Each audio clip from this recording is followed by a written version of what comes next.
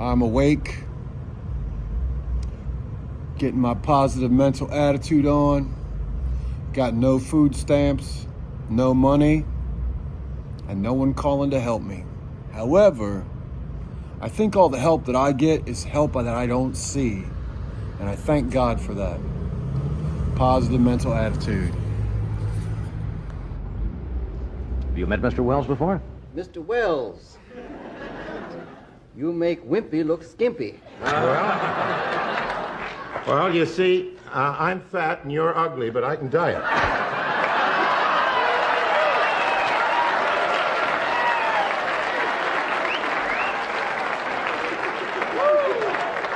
I think I'm going to lock up early. Are you a card-carrying communist? Of course, I've never been even faintly pro-communist, but I am on the progressive side, as I imagine you've guessed. But I said, will you define what a communist is? And this is when they fell in the trap. They said, what do you mean? I said, well, just, I want to answer your question honestly. How can I answer your question if you don't tell me what you mean? Well, what's communist? Well, I guess it's where whatever you make goes to the government. I said, well, I'm 86% communist. The rest is capitalist. Well, he was he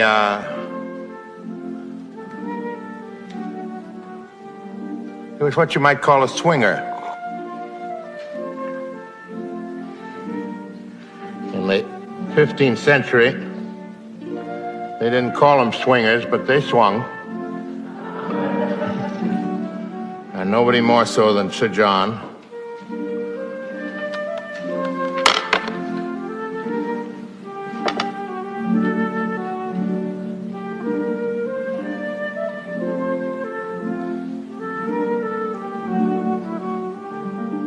He was a funny man, he was a fat man, but he was a great man. He was a wit, and as he said himself, he was not only witty in himself, but the cause that wit was in other men. This huge hill of fat, this ton of man, this reverend vice, this gray iniquity. He was a spokesman, you might say, for Merry England, the old Merry England of May mornings and midsummer eves, when even villainy was innocent.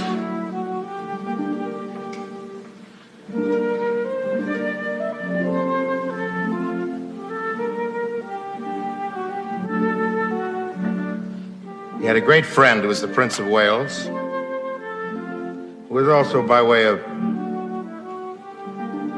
one of the boys. But Falstaff was more than that. He was Sir John Falstaff, but among the knights, he was a knightly dropout. You might almost say that he was the great-great-grandfather of all the flower children.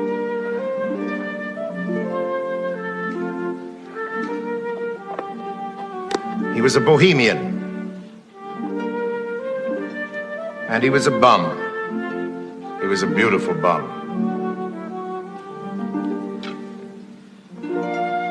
He was a great expert on wine, women, and song. And what he's going to say for you now is a little tribute to wine. And matter of fact, to a particular kind of wine, sherry, which in those days was called sherry's sack. Now, sherry, as you know, or sherry's sack, was fortified and is fortified with brandy. It's strong drink, and this is Shakespeare's first and greatest of all commercials for the subject of booze.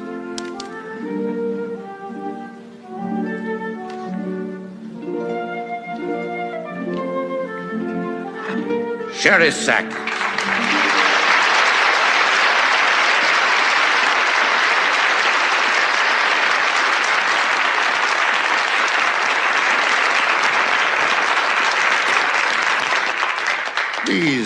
Sober-blooded boys do not love me, nor a man cannot make them laugh.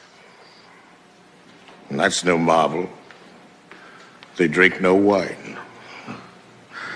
There's never none of these demure boys come to any proof for thin drink that so overcool their blood that they're generally fools and cowards, which some of us should be too, but for inflammation.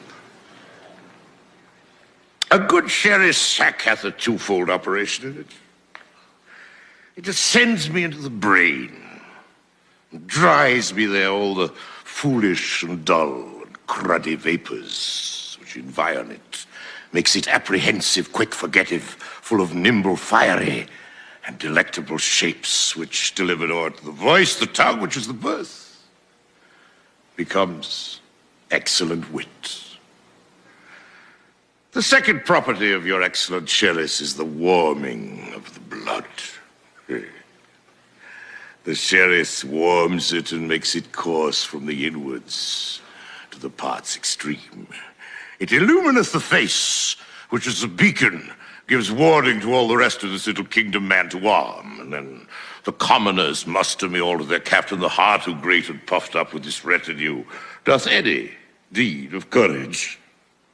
This valor comes of Sherris, and hereof comes it that Prince Harry is valiant. For the cold blood he did naturally inherit of his father. He hath like lean, sterile, and bare land manured, husbanded, and tilled with excellent endeavor of drinking good and good store of fertile Sherris, that is become very hot and valiant. If I had 1,000 sons, the first humane principle I would teach them should be this: to forswear thin potations, and to addict themselves to sack.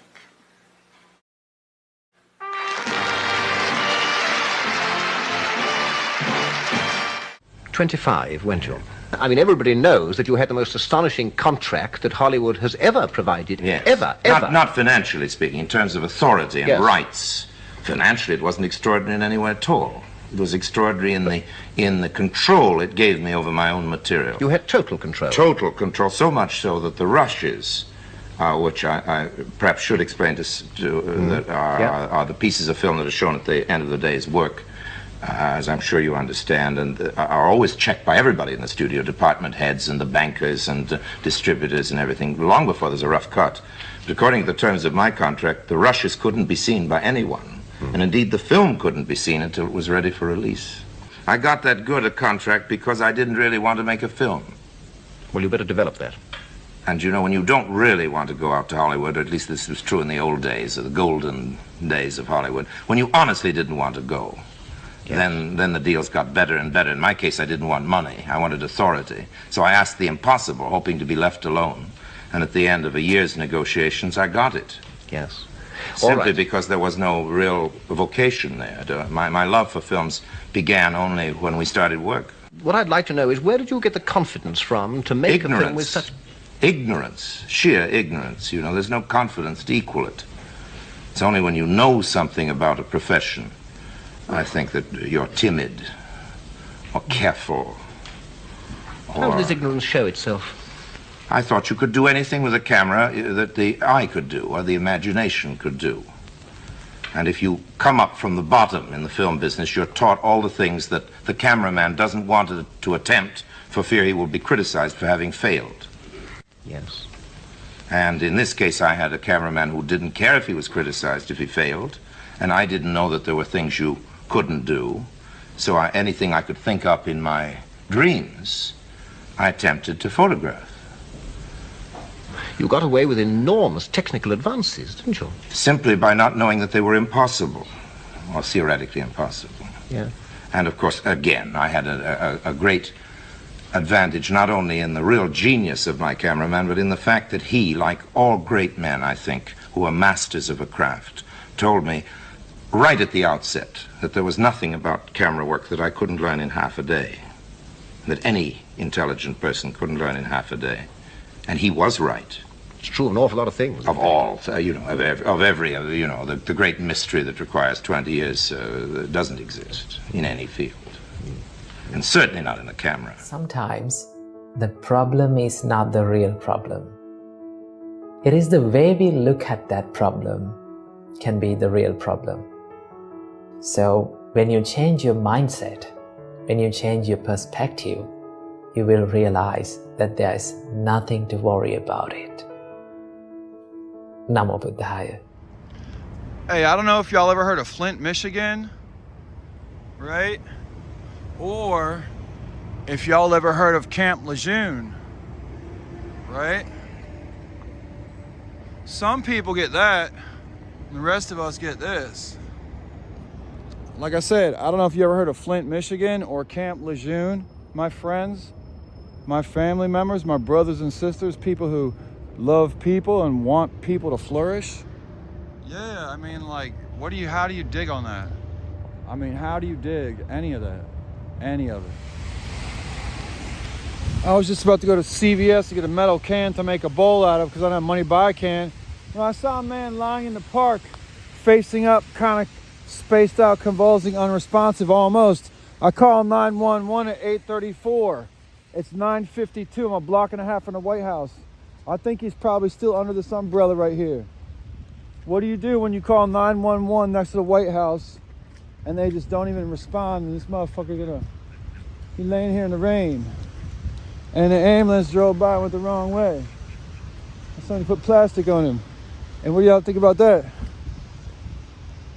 So whoever fucking overcalls these stupid ass emergency calls, this man hopefully ain't dead. Literally. Where's 911? And the White House is right there. Literally right over there.